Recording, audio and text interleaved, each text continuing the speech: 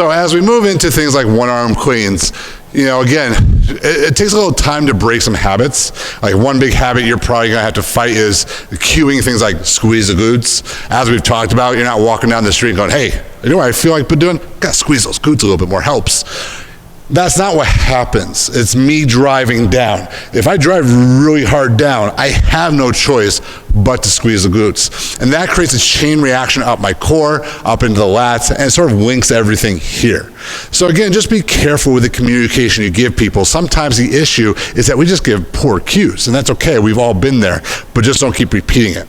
So a one-arm swing doesn't sound like a big jump, but it's probably the biggest jump we can make from going two-arm, one-arm exercises because of that long lever arm we get.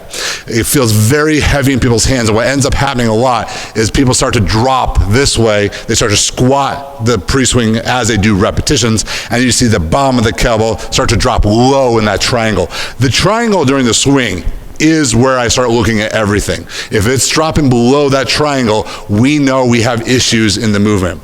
I do also want to mention, you probably notice I'm bending my knees quite a bit.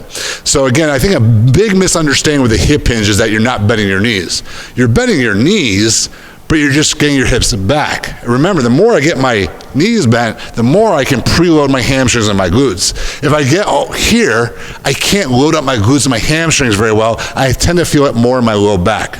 So again, be aware of communication, be aware of what we're looking for in the exercise. Now, as soon as it feels heavy in the hands, this can be problematic. So what we're gonna do is we're gonna use a sort of technique I showed a little bit earlier, where I'm actually gonna start swinging with two hands, and then I'm just gonna start releasing the other hand. So it's gonna look something like this.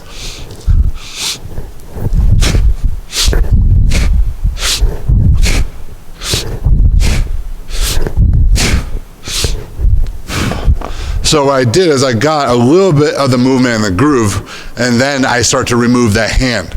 So again, it's a way sort of get people comfortable with the idea of that they're gonna still create the same amount of power, and what's making the kettlebell move is not what I'm lifting with my arm, but what I'm pushing down through my lower body. I just wanna make sure I have that quick catch, relax, and the biggest part here is not allowing the arm to lead the movement. So if I'm getting this type of action or I'm over-rotating, that's when problems can occur in the exercise. Another way we can get people comfortable with the one arm idea is that there's an idea basically that my arms want to do the same action, right? So what I can do is when I load up, I'm going to preload my left arm back here. As I come up, I'm just going to touch the handle. So I'm not grabbing, I'm just sort of touching, because this movement here gets that lat engaged. It helps me resist that unwanted rotation. So I'm going to actually start now with one hand, and I'm going to grab towards that curved angle again. It just allows me to feel a little bit more control of the bell.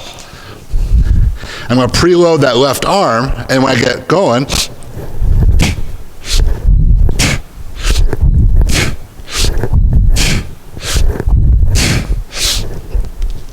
it just feels natural.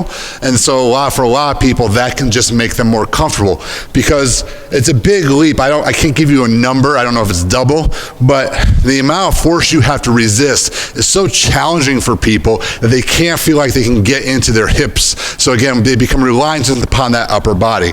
And again, we can go back to that idea of keeping the kettlebell low, right? If I demonstrate the exercise, if I say, hey Bob, we're gonna swing a kettlebell and I'm swinging up here, Bob's gonna think that's the goal of the exercise, because our clients are based on intent.